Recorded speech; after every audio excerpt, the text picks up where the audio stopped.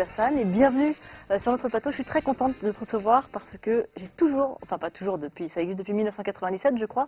J'ai pas toujours tout regardé mais je suis ça depuis pas mal de temps et je suis très impressionnée par ton sport et les prouesses des sportifs qui réalisent cela. Donc doublement bienvenue. Merci beaucoup. Mon cher Hassan, est-ce que tu peux nous raconter comment tout a commencé? Alors, tu pratiquais le plongeon traditionnel, entre guillemets, le 10 mètres en compétition, tu es double champion de France.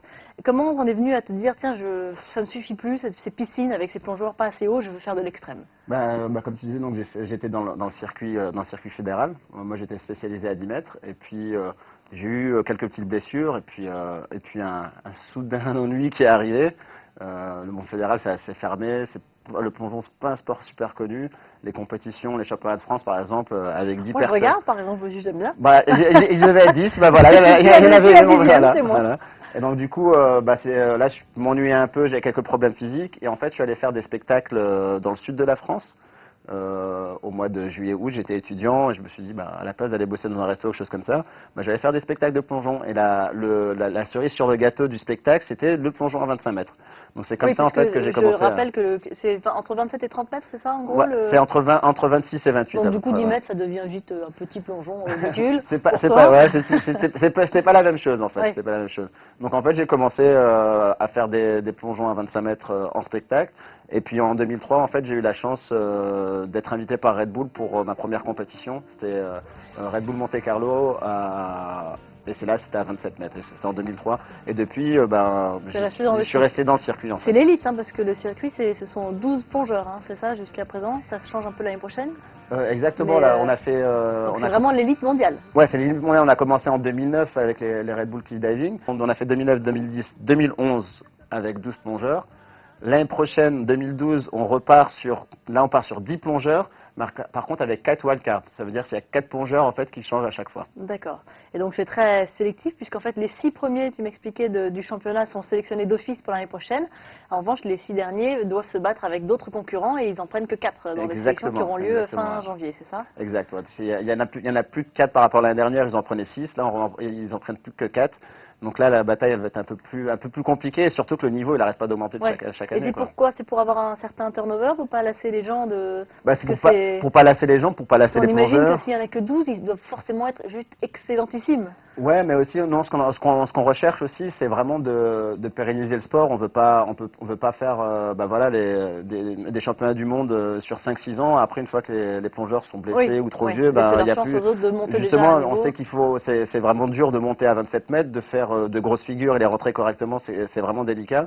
Donc justement, on essaye de faire des camps d'entraînement, on essaye d'intégrer des nouvelles personnes. Avec les wildcards, c'est un super bon système, ils viennent essayer et tout ça. Donc c'est pour essayer d'avoir une continuité, d'ouvrir et de pérenniser le sport en fait.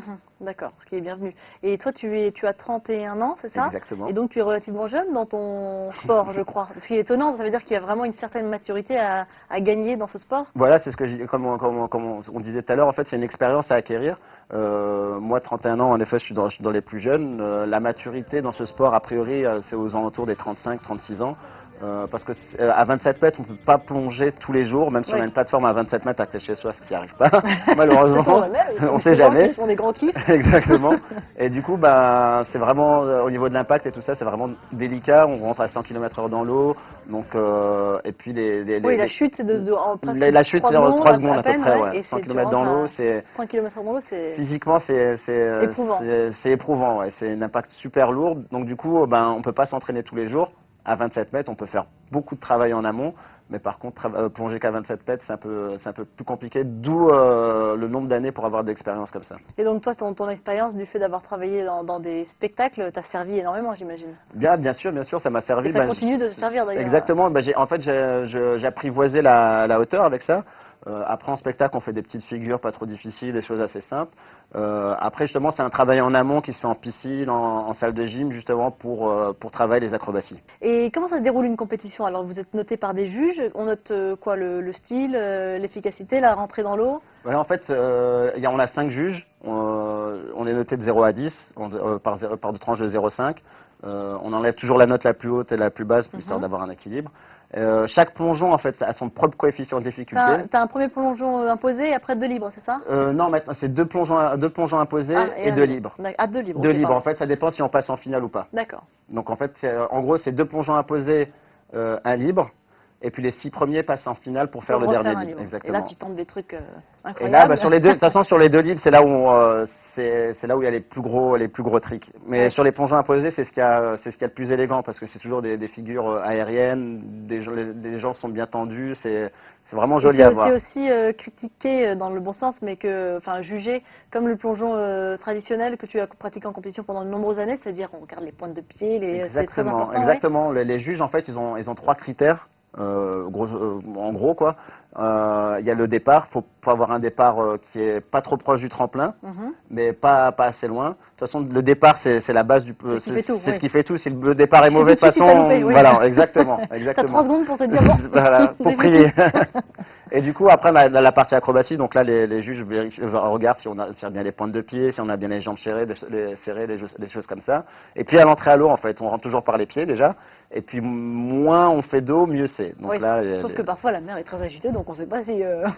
ça c'est, on plonge en milieu naturel, donc Ouais. ça on fait Mais c'est avec. super Voilà. sécurisé, et je pense à ça parce que dans l'entrée dans l'eau, il y a plusieurs personnes autour qui sont là pour assurer On la a toujours une équipe de sécurité. sécurité avec Qui sont sous l'eau avec et 2 au-dessus, plongeurs en ouais. Pamastuba qui sont à la surface. On a toujours 1 ou 2 plongeurs qui sont sous l'eau parce que si on se rate, on perd connaissance, on descend très rapidement. Donc on a toujours cette sécurité qui est autour de nous. On a toujours les ambulances, on a tout qui est vraiment prêt. On se jette pas à l'aventure comme ça, quoi. C'est vraiment structuré et ils font vraiment attention. Hein. Et alors, on en parlait tout à l'heure en rigolant, mais donc moi, si je veux plonger, il y a des initiations qui sont faites. Il y a des initiations qui sont faites. La meilleure des choses, c'est de commencer à faire du plongeon en piscine. Mais après, pourtant, on peut faire une initiation directement en milieu naturel pour faire quelque chose de sympa. Mais il Ouais. ne faut pas aller trop haut, il faut toujours vérifier le fond. Il faut toujours être sur le son. Oui, le fond, donc d'ailleurs, c'est même étonnant puisque des grandes chutes que vous faites, il n'y a que le réglementaire, c'est. Le réglementaire, c'est 5 mètres. Donc ça paraît fou parce qu'on imagine qu'avec cette vitesse-là et cette hauteur-là, tu pars à. Mais 10 crois-moi mètres que sous même l'eau. quand tu rentres bien après, tu rentres pas plus de 30 cm dans Ouais, l'eau. Donc... ça suffit. Merci beaucoup Hassan, écoute, merci beaucoup d'avoir été avec nous. On te souhaite beaucoup de courage et de chance pour la suite de ta saison.